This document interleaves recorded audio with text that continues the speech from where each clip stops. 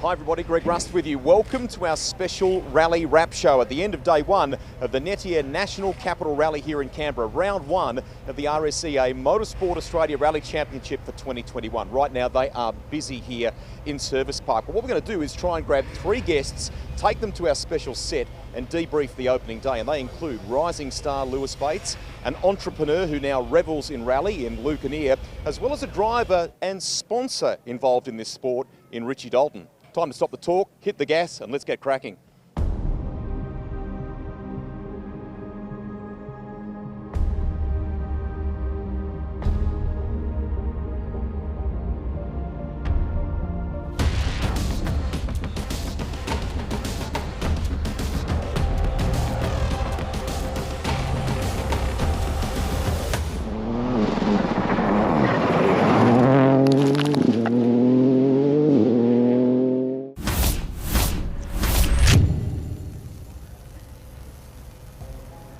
Now, headquarters for this event is centred in Woden, about 9 kilometres southwest of Parliament House, and the reported wintry blast making its way across the country has meant for sunny conditions today, but cool. Highs of around 14 to 15 degrees and some overnight lows of 4 degrees as well. So 8 stages in total today, 97 kilometres of competitive. We took in the traditional stages that Canberra is quite well known for, like Tidbinbilla, 19.4 kilometres. It's the longest of the event. We returned also, that's incidentally to the southwest of us here, we also returned to the east, over toward the airport, to the Cohen Forest, but that's a bit more open there and it's changed since competitors were there last around about 4 years ago. 33 cars were entered in the Australian Rally Championship component of this event. Lots of great stories have emerged during the day, but the debut of the brand new Toyota Gazoo Racing Yaris's was superb. Harry Bates and John McCarthy winning 6 stages for the day up until the lunch break. But then the story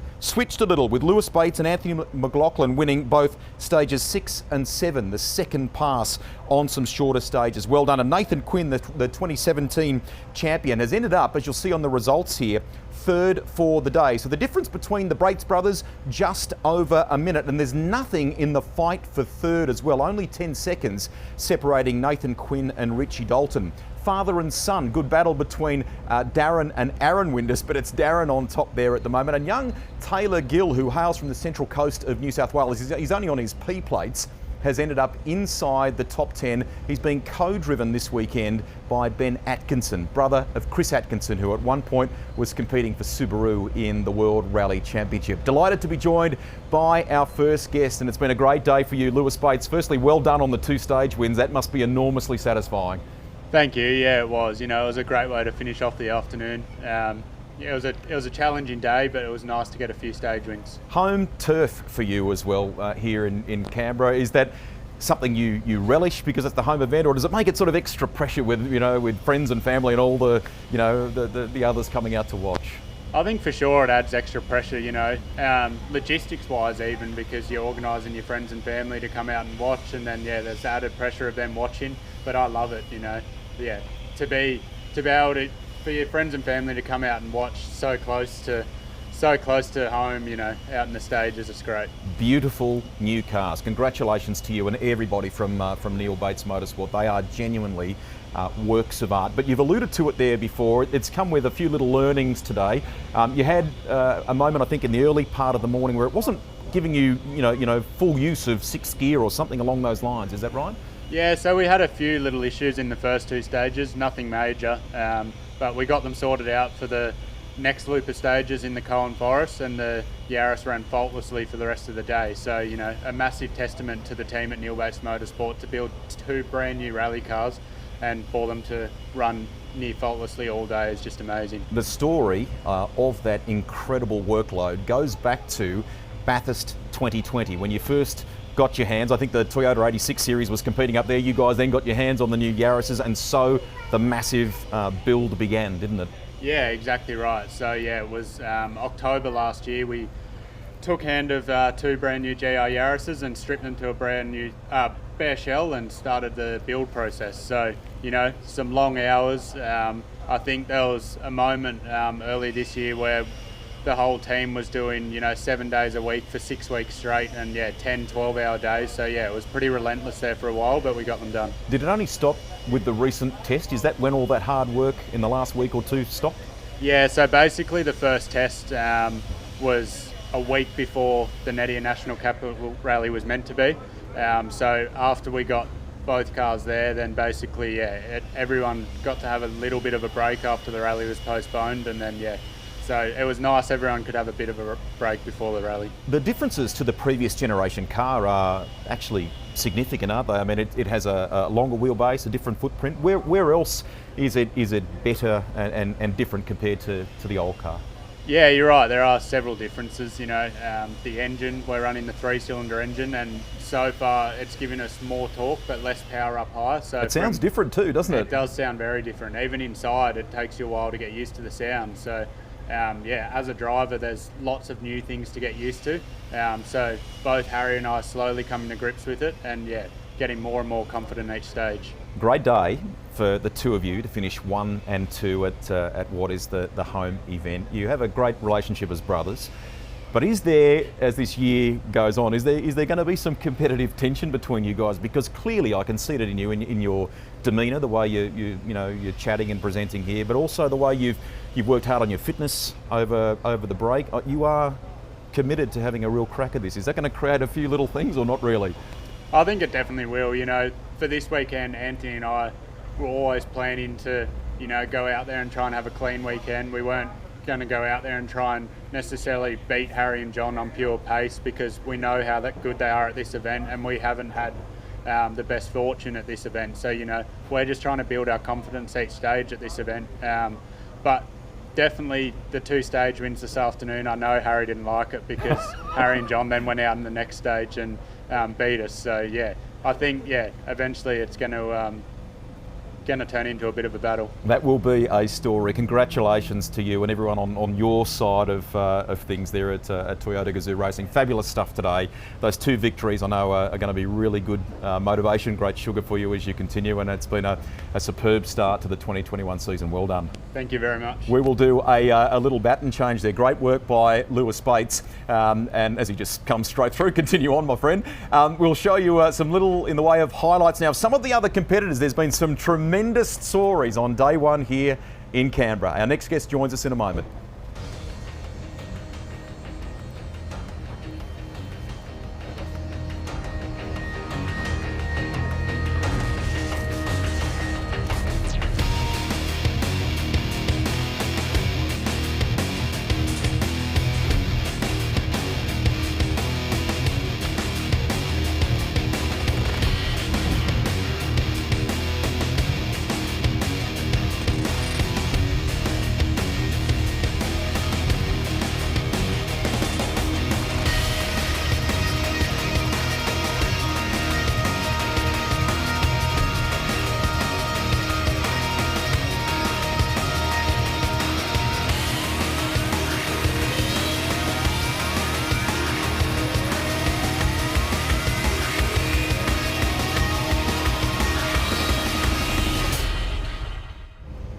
Hard luck to Clayton Hoy and Erin Kelly, I should point out too, in their Mitsubishi Evo 6, because they were running second in the Tidbinbilla stage, but they've had some power steering issues this afternoon. Now, someone else who was also running in the top 2 in the early part of the day, and we are delighted to welcome him here now, is Luke Netier. It went south. We'll talk about that in a moment. But why don't we begin with the fact that, for you, rally is a passion that has come about kind of in later life. Business was the focus for you to begin with, wasn't it? Yeah, look, as a kid, we always raced around in the bush in old cars, Rusty, and loved doing that, but could just never afford to do it. And I actually just remembered I went to John Briggs Motorsport when I was about 21 to buy John Bowles' old EL Falcon to race in the Konica Lights, and I'd saved up 80 grand, and by the time I got there, I'd worked out that it didn't include an engine, and I didn't have the extra 50, so I went home empty-handed. This car here is beautiful, the Ford Fiesta RS, but your passion for rallying, I'm curious.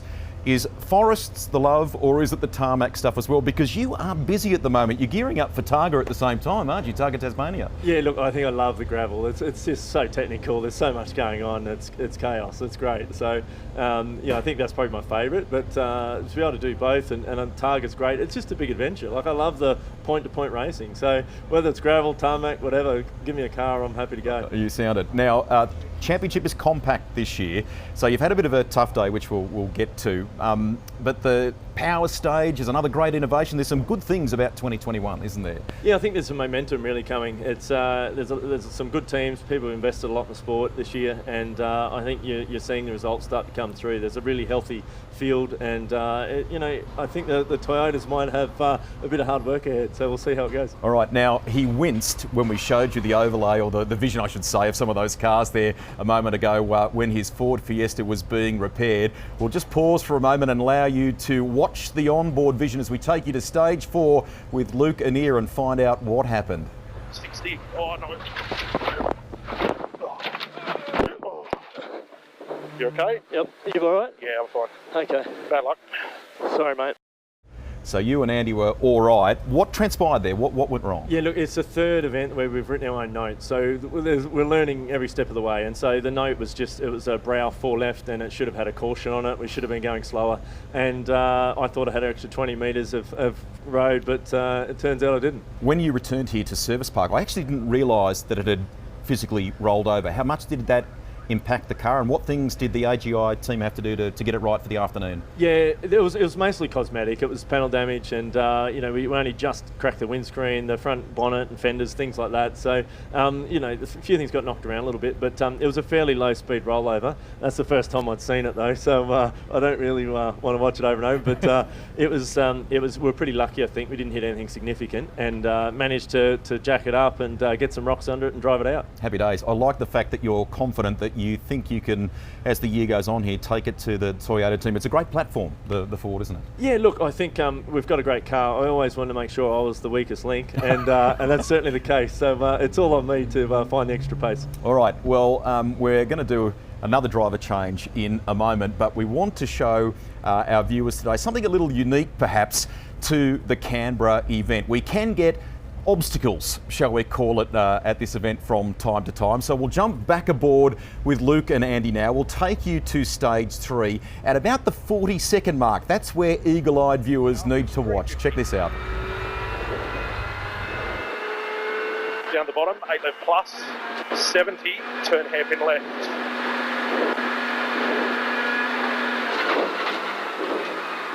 Turning hairpin left, 80. 7 right, okay. 120. 9 left. 120. 9 right. 200. At the top, stay half left on brow. Braking 50. Turn 2 right, clip. Braking before the brow. 50. Turn 2 right, clip. Straight 150 over brow. Flat brow, straight 250. Care jump, down you come. Down way more. Yep, okay, good. 120, 4 left, half long. It's me, sorry, I bumped it. 40, turn 1 left. Turning 1 left, 40. Hairpin right. 20. Turn 2 left.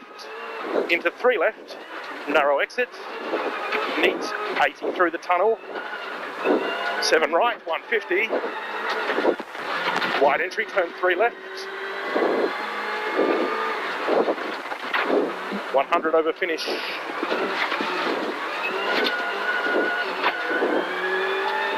Okay, good work. Our thanks to Luke there, and we should point out too, he did not lift. Did you notice that when the kangaroo went across the screen? Fabulous work by the organisers too. That particular stage is a great way for spectators to get nice and close to the action and see a little bit of variety as well. Our next guest has gone oh so close to the top 3 today. Richie Dalton, welcome to you. It must have been sort of, as the day got on, that car, and you seemed to get better and better, didn't you? Yeah, look, for sure. We're very happy where we ended up today. It did start off a bit ordinary, I suppose, looking on the leaderboard, but we had a plan before we came into this event. As you know, Canberra is a very high attrition rate. It's our first day out in a new car. We have a lot still to learn. So the plan was just to go to the more difficult side at Tinmabilla and Cottage 5 ways, and just basically get through it without doing any damage, so we can get back into service, because there was only a 10-minute service. So it would have been very little time to do anything with the car if we had to give the boys work in the service area to do. So we did that. So a little bit frustrated of how cautious I was, but I knew then going over to the Cowan side stages there that we'd be a bit more committed. It's a lot more faster and flowing, and that's exactly what happened. And we just gradually stepped up the pace, and we felt comfortable. We didn't have any spins and no issues. So it was, to be honest, for our first out in the car, it was the perfect day. That was terrific. Is there more to come, do you think, from the car tomorrow? Yeah, there is more. Yeah, for sure. Look, there's loads left in it, but there's no point in taking chances. We want a top 3 Toyota on the podium tomorrow, and that's what we're aiming for. So we'll just go back over our onboards from today, because we're repeating some of them stages tomorrow, and look where we can improve and just be a bit more closer to it.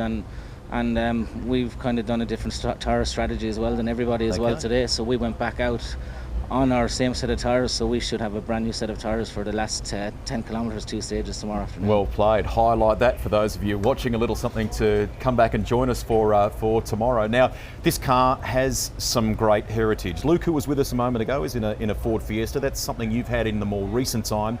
Now you're in a Yaris. It's a championship winning car. Tell us a bit more about it and how different that transition, the car has been for you. Yeah, look, obviously it is the current Australian Championship winning car of Harry Bates. We purchased it in October of last year. For the reason, I suppose, when we did the World Rally Championship in 2017, and we had the R5 Skoda, which basically AP4 is based on as well, and they're very similar to drive. I suppose the biggest thing between the Yaris I have now and the Ford Fiesta was driving would be the weight difference, and obviously the steering as well. So the Fiesta was more powerful, but you'd have to brake a lot earlier to pull it up to get around the bends, and it wouldn't hold the line as well as the Yaris. The Yaris is just a proper purpose-built car, and it's just an absolute privilege to drive. You love your rallying, I know that, but day to day between events, it's Shamrock haulage that is the focus for you, and you have very kindly continued or offered support to another class or division for rallying in this country. Tell us about that and why you've done it. Well, a couple of things. Basically, I was very late starting in my rallying career. It's only when my business got really up and going. I've been going to rallies all my life, and that's all I wanted to do was be a rally driver. And I think it was just turning 30 when I started. So I've thrown my support behind the 2-wheel drive category for, say, the younger blokes coming up that are stepping up before they get into the main category field. Just to give them the opportunity, whatever, to support it. So that's what I missed out on, when I started rallying. I went to the top, I suppose, straight away into the deep end. But it's for the younger people in the R2 category and stuff, and the front wheel drives that I want to step up, and I thought it was a good idea. Look, it exposes my business as well, but I'm happy to be involved in throwing my support behind that. It is fantastic that you're doing that, so thank you. We could talk, Richie, about Luck of the Irish, but I'm a big believer in you make your own luck. You've chipped away today. You're in a great position for tomorrow. Go chase that podium. We hope it goes well for you. Thanks, Rusty. We will. There he is, Richie Dalton. As we wrap things up for you, a reminder too, for all the latest news and results, the place to go, of course, is rally.com.au or all of the Motorsport Australia rally-specific social platforms. That is it on day one here in Canberra. We invite you to join us tomorrow as we wrap up round 1 of the season. Bye for now.